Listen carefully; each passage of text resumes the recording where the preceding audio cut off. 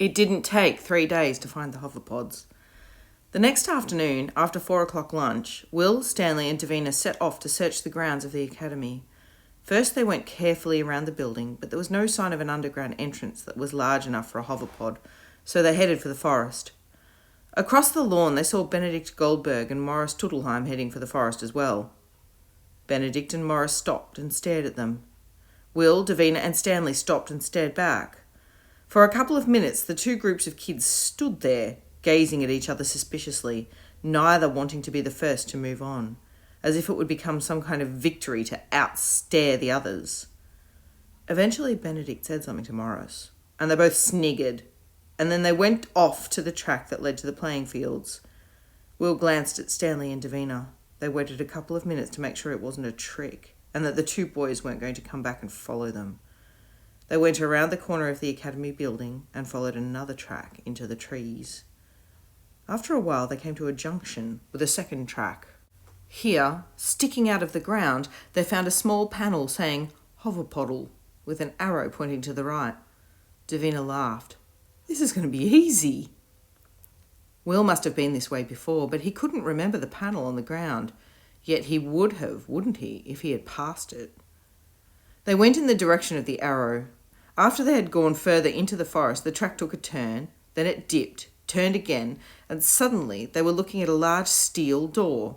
It stood at the edge of a clearing, and beyond it was a long grass-covered mound. On a pole beside the door was an iris lock. Will went to the lock and put his eye to the sensor. Nothing happened. It didn't surprise him. There was no reason the iris lock should open for him. Davina had gone to the door. She pushed at it.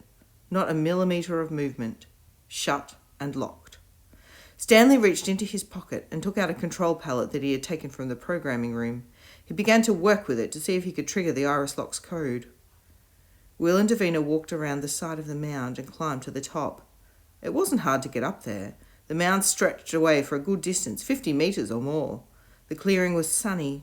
From the trees nearby came the chirping of birds. Will began to walk. After a few paces, he came to a metal grill set into the grass. He crouched and peered into it. "What can you see?" demanded Davina, who had followed him. "If you get out of the light, I'll be able to tell you." Davina stepped back. A checker pattern of sunlight streamed through the grill. Will found himself staring down at the nose of a sleek black hoverpod, like the one which had brought him to the Gelmet Academy. There were other ventilation grills further along the mound. Each time when they looked in, they could see a black hoverpod. They tested the grills to see if they could lift one, but the bars were firmly embedded in the ground. Eventually, they went back to Stanley, who was still fiddling with his control palette. "Guess what?" Davina cried. "It's full of hovers, Stanley." Stanley shrugged. It was a hoverpodle, after all. "Any luck?" asked Will. Stanley shook his head. "They're very complicated things, iris lock codes."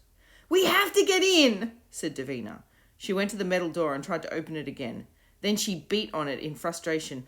"Ugh! Open!" she shouted. "Why won't you open?" The iris lock flashed. The door started sliding back. "Well done, Stanley!" cried Davina. "I didn't do anything." They watched the door opening in amazement. "Wait a minute," murmured Stanley. "Close," he said. The door stopped, then began to slide back. Davina laughed. "You mean I opened it?" "Well, some iris locks have a voice capacity that gets activated in emergencies." "And you didn't try it?" demanded Davina. "It's not an emergency. I didn't think—" "Stanley Prouse!" cried Davina mischievously. "Open," said Will. The iris lock flashed. The door began to slide once more. This time they let it open all the way. A line of black hoverpods stood in the long, quiet cavern of the hoverpodle. Will stepped inside. Lights went on. Will jumped, then realised it was only a sensor that had activated the lights. They walked down the line of pods. Their footsteps echoed off the walls. In the hazy, checkered sunlight drifting in from the grills above their heads, the hoverpods gleamed. Each was emblazoned with the orange GA logo on its door. Like a long line of sleeping beasts, they rested, silent, still, waiting to be awakened and rise from the ground. They went past the 30 small, sleek one-seaters, which had been sent to bring them to the academy. Then they came to a couple of slightly larger cruiser pods, built for 4 people. There was a bigger, rounder, midi pod, which probably seated 8 to 10. And at the very end, positioned lengthwise so it could move straight out without having to turn within the hoverpodle, was a huge cigar-shaped maxi pod, which could carry all the students in the academy, and which was the one Dr. Fugg had used for her cultural outings on Sunday afternoons. Had used, before the wave of expulsions had begun, when they had still been allowed out of the academy. Will went back to one of the cruiser pods. He walked around it. The doors were shut tight. Locked like this, the pod looked impenetrable, like smooth black stone, polished to perfection. "What do you think, Stanley?" asked Will. "There'll be a code," said Stanley, and he pulled out the control palette again. "Open!" said Davina. "Davina, it was worth a try." "They're not as complicated as iris locks," Stanley muttered to himself, working at the finger patterns on the palette. "If I can just identify the frequency, if I can just define the oscillation." Will rolled her eyes. She folded her arms and leaned against the door of the hoverpod to wait. She jumped forward. As soon as she had touched it, the door had opened. "Too slow again, Stanley!" she cried in delight and leapt into the pod. "Come on, what are you waiting for?" The pod was orange inside. A pair of seats faced each other, one pair looking forwards, the other backwards. Davina settled in one of the forward-facing seats. Stanley and Will got in. "Well," she said, grinning. "What now, Stanley? You're the expert." "Very funny." "Jones," said Davina. "Digby." "Masterson," said Will. The lights in the pod went on. The door shut. The hover started up and the pod rose to levitation height. "Good afternoon, leaders," said the voice of the hoverpod. "Your names?" Davina broke into excited laughter. "Bartholomew Jenkins," said Will, winking at the others. Davina nodded, grinning. "Evangelista Briggs." "Benedict Goldberg," said Stanley. "Where shall I take you, Bartholomew Jenkins, Evangelista Briggs, and Benedict Goldberg?" "Where can you take us, Masterson?" said Will. "Wherever you choose, Bartholomew Jenkins," replied the pod. Will glanced at the others. "We won't be going anywhere this time, Masterson." "No, Will!" demanded Davina. Let's go now!" "Shut down, please, Masterson," said Will. "Confirm, Bartholomew Jenkins, you want me to shut down?" "No!" "Yes, Masterson," said Will. "Oh, Will!" Davina clenched her fists in frustration. "Good afternoon, leaders." The pod sank to the ground. The hover shut down. The door opened and the lights went out. "You're no fun," said Davina, glaring at Will. "Didn't you hear the hover? It would have taken us anywhere we wanted. We could have gone for a ride." "Our first and last," muttered Stanley. They got out. The door of the hoverpod closed behind them. "We could have had fun," said Davina. They began to walk back down the hoverpodle past the long line of black gleaming pods. Will stole a glance at Davina. She poked her tongue out at him. He grinned. Davina glared at him for a moment longer. Then she laughed. "That was smart," she said, "the way you said you were Bart Simpson. If anyone finds the pod's been tampered with, they'll think it was Bart and his friends." "Oh, I know. I just thought of it." "You didn't plan it?" Will shook his head. "Very smart," said Davina again. They reached the entrance of the hoverpodle. "Close," said Stanley to the iris lock when they were all outside. The door of the podle slid shut behind them. Stanley watched it close. "This is strange, don't you think?" he said. He stopped and gazed around the clearing. "We get in using a verbal command for the iris lock. Then we get into a pod without even knowing its code. And then the pod is ready to take us anywhere we want." "Why shouldn't it?" demanded Davina. "That's what pods are for." "It's strange." "You worry too much, Stanley." Stanley looked at Will. "It's strange, isn't it?" Will nodded. "Yes, it is." They all looked at the closed metal door of the hoverpodle. "Let's get out of here," said Will. They walked away quickly. Only when they had reached the turn-off to the first track, where the hoverpodle sign pointed the way, did their pace slow down. "All right," said Will. "We'll go back there on Friday. Until then, we don't even go near the place." "Not even to look?" asked Davina. "No, it's too much of a risk. Someone might see us." "Not even to peek?" "No, not even to—" "Davina!" Davina laughed mischievously. "I'm only joking." "Promise?" "Yes." She held up her fist solemnly. I promise, I won't go back until Friday. All right. Will nodded. We'll have to get away early, though. That's our next problem. We don't want to wait for the end of 4 o'clock lunch. Mr. Krantz said the teachers meet at 4, and I don't know how long they'll be there for. They might be finished before we find them. We'll have to get away as soon as the helmet session's finished. Don't worry, said Davina. I already thought of that. I've got a plan. A plan? Davina nodded excitedly.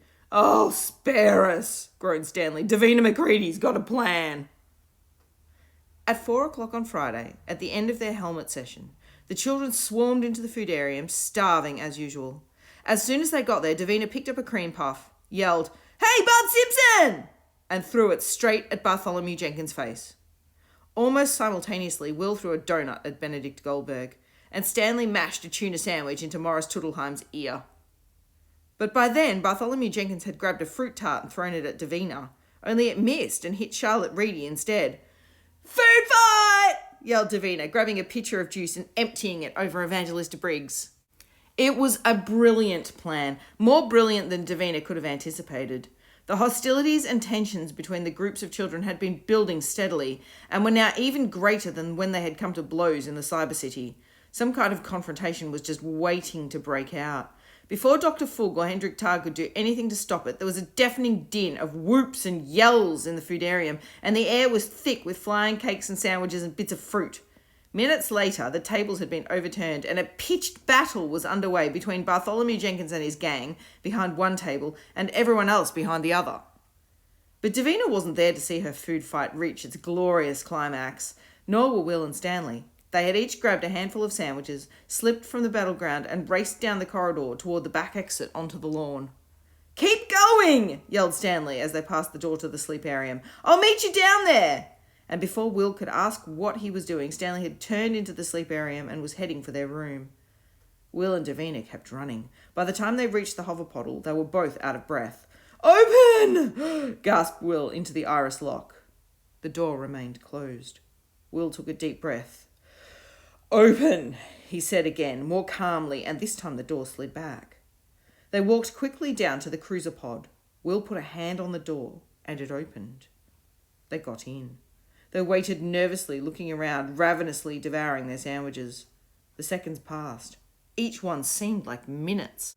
Where is he? Demanded Davina. Let's go, Will. We can't wait for him forever. Come on, Will, let's go. But Will waited, forcing himself to hold on when all he wanted to do was order the pod to leave. At last they heard footsteps hurrying towards them down the podle. Stanley! Demanded Will. What were you... Stanley dropped Bennett on the floor of the pod.